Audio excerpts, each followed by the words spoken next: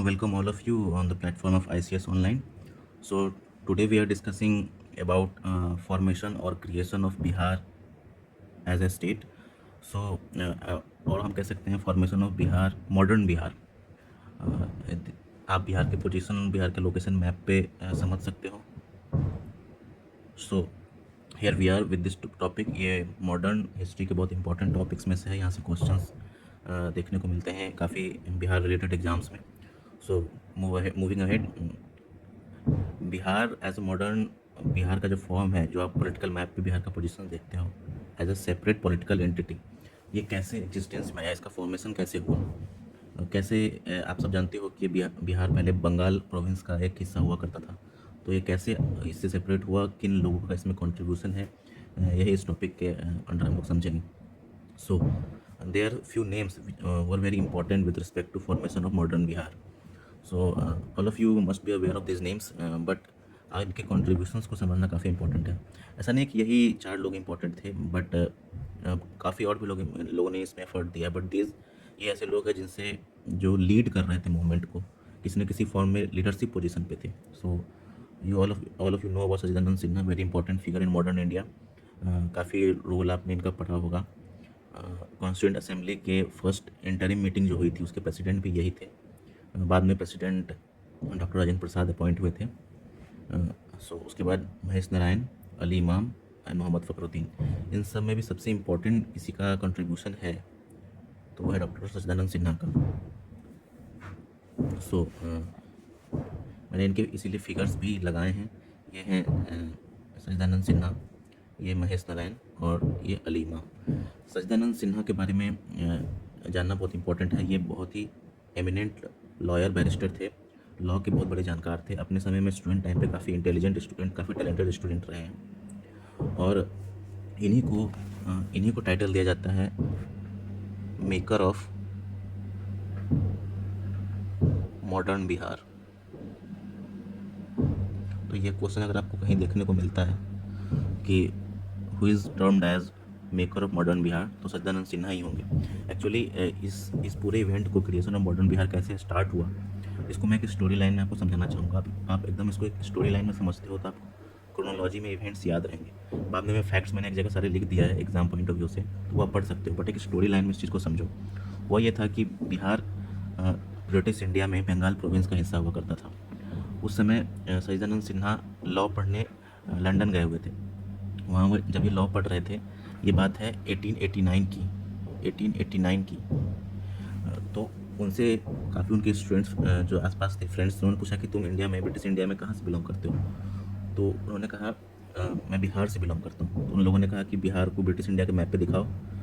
तो वो ऐसा नहीं कर पाए क्योंकि ब्रिटिश इंडिया के मैप पे बिहार का कोई separate location, separate as a entity, political entity existence नहीं था। तो उन्हें इस बात का काफ़ी दुख हुआ कि वो जिस जगह से बिलोंग करते हैं वो जगह as a political entity, as on map exist ही नहीं करता। तब जब वो वापस इंडिया आए तो उन्होंने इस चीज़ का बात अपने आसपास के लोगों में, पटना में जो भी उस समय एक्टिव फ्रीडम फाइटर्स थे उन लोगों से किया। उन समय सबसे इम्पोर्टेंट उस समय पे जो इसी आइडियोलॉजी पे वर्क कर रहे थे वो थे महेश नारायण। इन्होंने वहाँ पे ये एक मैगज़ीन, एक पेपर पब्लिश करते थे जिसका नाम था कायस्थ गैजेट। कायस्थ गैजेट, ये इस पेपर में इस तरह के आर्टिकल्स सेपरेशन ऑफ बिहार को लेकर के कभी कभी प्रिंट किया करते थे। सो ये दोनों पटना में मिले और साथ में उन्होंने डिसाइड किया कि we will work for separation of Bihar from Bengal province. और बाद में इन्होंने इसी न्यूज़पेपर का नाम बदल करके द बिहारी टाइम्स कर दिया। The Bihari times.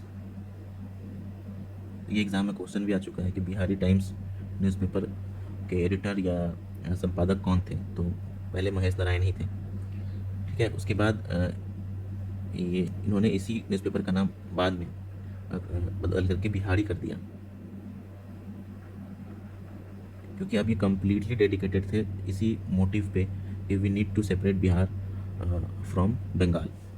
सो जब आप पार्टीशन ऑफ बंगाल जो हुआ था 1905 में, 1905 में, उससे पहले का मैप अगर आप देखते हो तो ये कंप्लीट जो आप एरिया देख रहे हो ये पूरा बंगाल प्रोविंस हुआ करता था। इसमें प्रेजेंट डे का बिहार भी है, बंगाल भी है, झारखंड भी है, उड़ीसा भी है और कुछ कुछ प्रिंसली स्टेट्स थे के बीच में। सो आप ये देख सकते हो 1905 पार्टीशन ऑफ बंगाल हुआ था, उससे पहले 1904 का ये एक समझने के लिए बनाया गया है। आप इसे समझ सकते हो कि बिहार का एज अ सेपरेट एग्जिस्टेंस नहीं था, ये कम्प्लीटली बंगाल प्रोविंस कहा जाता था। तो यही बात सच्चिदानंद सिन्हा ने उठाई थी कि हमें एक सेपरेट एग्जिस्टेंस चाहिए बिहार का। सो आप इस क्रोनोलॉजी ऑफ इवेंट्स को समझें तो मैंने आपको बताया सच्चिदानंद सिन्हा 1889 में इंग्लैंड में जब पढ़ रहे थे तो उनके मन में ये आया डिस्कशन से कि बिहार को एक अलग एंटिटी बनाना है। उसके बाद महेश नारायण सिंह ने कायस्थ गैजेट था, ये मैंने आपको बताया, दोनों मिले पटना में और unitedly resolve to secure separate status to Bihar. उन्होंने बिहार इस मैगज़ीन का नाम बदल करके बिहारी टाइम्स कर दिया। उसके बाद इसमें आर्टिकल्स छपने लगे और ये आर्टिकल्स काफ़ी समय समय पे लोगों के बीच में सक्सेस या पॉपुलर होने लग गए। फिर 1894 में इन लोगों ने मिल करके एक मेमोरेंडम, एक प्रपोजल भेजा ब्रिटिश गवर्नमेंट को, जो उस समय बंगाल के लेफ्टिनेंट गवर्नर थे सर चार्ल्स एलियट को भेजा कि बिहार को एक सेपरेट स्टेट का दर्जा दिया जाए। पर इन्होंने सर चार्ल्स एलियट ने इस प्रपोजल को डिनाई कर दिया। तब उसी समय आप सबको पता है पार्टीशन ऑफ बंगाल को लेकर के ब्रिटिश गवर्नमेंट ये बना चुकी थी कि बंगाल को पार्टीशन करना है उसको। 1905 का इवेंट आप लोगों ने मॉडर्न हिस्ट्री में पढ़ा होगा। तो उसी के आसपास 1904 में सच्चिदानंद सिन्हा ने एक आर्टिकल प्रिंट किया था। ये काफ़ी पॉपुलर, काफ़ी उस समय कंट्रोवर्सी क्रिएट किया था इस आर्टिकल ने। इस आर्टिकल का नाम था the partition of lower provinces an alternative proposal. तो सच्चिदानंद सिन्हा ने इस आर्टिकल के थ्रू ब्रिटिश गवर्नमेंट को एक्चुअली में एक अल्टरनेटिव प्रपोजल दिया था कि आप जो बंगाल को डिवाइड कर रहे हो ईस्ट बंगाल और वेस्ट बंगाल में, उससे बेटर है कि आप बंगाल प्रोविंस को इस तरह से सेपरेट करो कि आप बिहार को अलग करो। एक उन्होंने अल्टरनेटिव प्रपोजल दिया था। तो ये इनके इसी न्यूज़पेपर में प्रिंट हुआ था बिहार टाइम्स में। उसके बाद इस तरह के आर्टिकल्स काफ़ी पॉपुलर लोगों के बीच में होने लग गए थे। तो उन्होंने महेश नारायण ने उस समय सारे इस तरह के आर्टिकल्स को कंपाइल करके एक बुक पब्लिश किया था। तो उस बुक का नाम था partition of Bengal and separation of Bihar. ये बुक काफ़ी पॉपुलर हुआ था उस समय के स्टूडेंट्स के बीच में, काफ़ी इसने इंथुजियाज्म क्रिएट किया था लोगों के बीच में कि we need to separate Bihar from Bengal province. उस समय एक बिहार में 1906 में बिहार में एक बिहार स्टूडेंट कॉन्फ्रेंस ऑर्गेनाइज किया गया था अंडर लीडरशिप ऑफ सरफुद्दीन। अच्छा, इसी समय कलकत्ता में डॉक्टर राजेंद्र प्रसाद पढ़ रहे थे कलकत्ता में, और राजेंद्र प्रसाद काफ़ी स्टूडेंट्स के अमंग पॉपुलर थे, लीड कर रहे थे स्टूडेंट्स को। तो इस स्टूडेंट कॉन्फ्रेंस में राजेंद्र प्रसाद का भी काफ़ी बड़ा रोल था। ये भी उस समय यंग थे उस समय काफ़ी, और इन्होंने स्टूडेंट्स को काफ़ी मोबिलाइज़ किया था। उसके बाद 1906 में मैंने बताया था महेश नारायण ने अपने पेपर का नाम बदल करके बिहारी कर दिया था।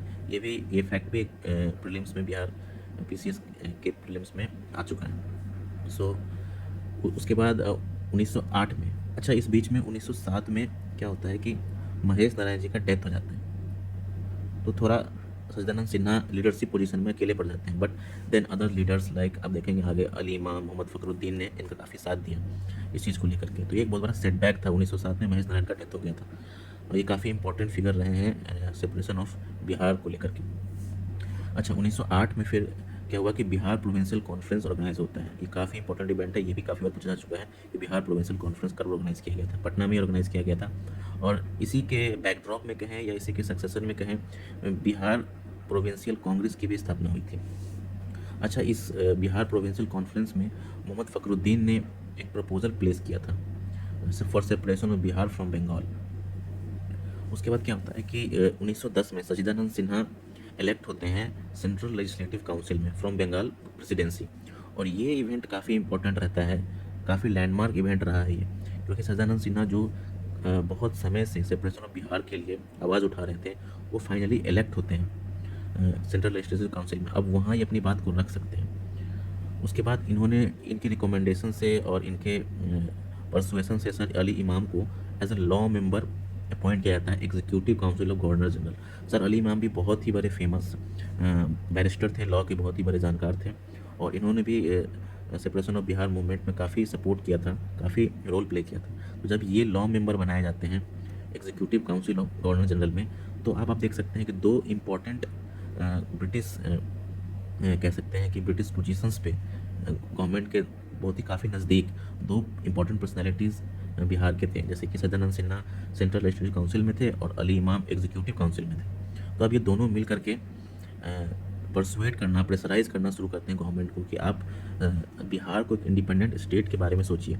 और आप जानते हैं कि 1905 में जब पार्टीशन हुआ था उसको लेके काफ़ी उसके लेके मूवमेंट्स हुए थे, स्वदेशी मूवमेंट हुए थे, बॉयकॉट काफ़ी हुआ था। बाद में अरुंडेल कमेटी की रिपोर्ट पे इसको पार्टीशन को एन्यूल कर दिया गया था। तो अब पार्टीशन को एन्यूल करने के बाद ब्रिटिश गवर्नमेंट भी एक अल्टरनेटिव प्लान प्रिपेयर कर रही थी। और उस समय जब इन दोनों ने अल्टरनेटिव प्रपोजल्स प्रेजेंट किए तो बाद में इनके प्रपोजल्स को लेकर के 12 दिसंबर 1911 को फाइनली जॉर्ज पंचम, जब एम्पायर ऑफ ब्रिटिश एम्पायर आए थे, उनके लिए रॉयल दरबार रखा गया था दिल्ली में, उसमें डिक्लेयर किया गया separation of Bihar and Orissa from Bengal. तो बिहार और उड़ीसा को एक साथ बंगाल से सेपरेट कर दिया गया था। और तब फर्स्ट लेफ्टिनेंट गवर्नर बनाए गए थे सर चार्ल्स बेली। और इन्हीं के नाम पे पटना में बहुत फेमस रोड है, बेली रोड। तो काफ़ी कम लोगों को पता है बेली रोड किनके नाम पे है। तो ये फर्स्ट गवर्नर थे, ये भी फैक्ट काफ़ी पूछा जाता है। तो ये कंप्लीट क्रोनोलॉजी इवेंट था कि किस तरीके से सदानंद सिन्हा की इनिशियल एफर्ट्स, महेश नारायण के साथ उनका मिलना, फिर न्यूज़पेपर्स में कंप्लीट बार बार आर्टिकल्स छापना, स्टूडेंट यूनियन का सपोर्ट मिलना, फिर आगे इन इवेंट्स को आपने समझा कि कैसे फाइनली जाके 12 दिसंबर 1911 को अनाउंस कर दिया गया कि बिहार और बंगाल, उड़ीसा को बंगाल से अलग किया जाता है। अच्छा, ये अनाउंस तो कर दिया गया था, पर इसका स्पेसिफिक नोटिफिकेशन आया था या कहे कि एग्जिस्टेंस में आया था ये 22 मार्च 1912 को। और इसी दिन को बिहार दिवस के रूप में मनाया जाता है। आज भी 22 मार्च को बिहार दिवस मनाया जाता है। 2024 में कौन सा बिहार दिवस मनाया गया है ये आप कमेंट करके हमें बताएंगे। मतलब कौन से नंबर का, 111, 112, 113, कितने साल हो गए बिहार को सेपरेट हुए, ये भी क्वेश्चन आ सकता है, करंट अफेयर से जुड़ा हुआ टॉपिक है। तो इसको मैप के थ्रू भी एक बार देख लेते हैं। ये तो आपने देखा 1905 में बंगाल का हिस्सा था बिहार। उसके बाद जब इसको अलग किया गया तो ये कंप्लीट एंटिटी, ये जो आप देख रहे हैं बिहार, झारखंड, उड़ीसा आज की डेट में, ये कंप्लीट एंटिटी के फॉर्म में अलग हुआ था ये बंगाल से। तब एक साथ था बिहार, झारखंड, उड़ीसा, ऐसा ऐसा ऐसा हुआ करता था। या बिहार के डिस्ट्रिक्ट देख सकते हैं उस समय के, ये झारखंड के और ये उड़ीसा के। तो बिहार इन 1912 ये मैप था जब ये बंगाल से सेपरेट हुआ था। उसके बाद जब उड़ीसा को 1936 में सेपरेट किया गया तब बिहार कुछ इस तरीके से था पॉलिटिकल मैप पे, जिसमें बिहार और झारखंड एक साथ हैं। और बाद में झारखंड को भी बिहार से अलग किया गया, सेपरेट किया गया आज़ादी के बाद 2000 में, बीइंग प्रिसाइजली 15 नवंबर 2000 को झारखंड भी बिहार से अलग हो जाता है और बिहार अपने प्रेजेंट फॉर्म में, जो आज का मैप है, इस फॉर्म में आ जाता है। तो ये डेट भी काफ़ी पूछा जाता है, ये डेट भी पूछा जाता है। तो ये सब प्रीलिम्स के फैक्ट्स हैं। तो आपने क्रोनोलॉजी इवेंट में समझा कि बिहार सेपरेट हुआ 1911 में। तो उस समय जो बिहार था उसमें उसमें बिहार भी था, झारखंड भी था और उड़ीसा भी था। 22 मार्च को इसका नोटिफिकेशन हुआ, स्पेसिफिक इस डेट को मनाया जाता है। फिर 1936 में उड़ीसा अलग हुआ। तो उस समय बिहार में कौन कौन थे, बिहार और झारखंड। और फाइनली 15 नवंबर 2000 को झारखंड भी अलग हो गया। तो बिहार अपने प्रेजेंट फॉर्म में, आज जो आप मैप देखते हैं वो एग्जिस्ट किया, जो कि इस तरीके से आज का मैप है, पॉलिटिकल मैप। इसमें आप देख सकते हैं कि बिहार में 9 डिविजन्स हैं, 38 डिस्ट्रिक्ट्स हैं। इसके नॉर्थ में नेपाल है, साउथ में झारखंड है, ईस्ट में वेस्ट बंगाल है, वेस्ट में उत्तर प्रदेश है। स्पेसिफिक डिस्ट्रिक्ट की बात करें तो उत्तर प्रदेश से बिहार के 8 डिस्ट्रिक्ट्स लगते हैं, वेस्ट चंपारण, गोपालगंज, सिवान, सारण, भोजपुर, बक्सर, कैमूर एंड रोहतास। वही झारखंड से भी 8 डिस्ट्रिक्ट लगते हैं, टच करते हैं, ये भी क्वेश्चंस आते हैं। तो रोहतास, औरंगाबाद, गया, नवादा, जमुई, बांका, भागलपुर एंड वेस्ट बंगाल से 3 डिस्ट्रिक्ट्स बिहार के लगते हैं, जैसे किशनगंज, पूर्णिया और कटिहार। और नेपाल से 7 डिस्ट्रिक्ट। तो ये आप ईस्ट चंपारण, वेस्ट चंपारण, शिवहर, सीतामढ़ी, मधुबनी, सुपौल, अररिया, किशनगंज, तो ये स्पेसिफिक डिस्ट्रिक्ट्स को आप एक बार देख लेंगे, समझ लेंगे और ये नंबर याद रखेंगे। ये नंबर बिहार से रिलेटेड एग्जाम्स में पूछे जाते हैं। तो ये इस तरीके से मॉडर्न बिहार का फॉर्मेशन होता है। कैसे कैसे कौन कौन से इवेंट हुए जो मॉडर्न बिहार के फॉर्मेशन में आपने देखा और समझा, किन किन लोगों का क्या रोल था ये भी समझा। तो इस तरीके से आप इस फैक्ट्स को एक बार देख लेते हैं, स्क्रीनशॉट भी लेके पढ़ सकते हैं। सो बस यही था इस टॉपिक में। Thank you all of you. ये बिहार के कुछ इंपॉर्टेंट लोकेशंस हैं, beautiful places in Bihar. Please आइए, घूमिए। अगर आप बिहार से बाहर के हैं, अगर बिहार के भी हैं तो अपने स्टेट को जानिए, घूमिए। ये बता सकते हैं आप स्पेसिफिकली कि कौन कौन से प्लेसेस की फ़ोटोज़ मैंने लगाए हैं। So thank you, and please share and subscribe the channel.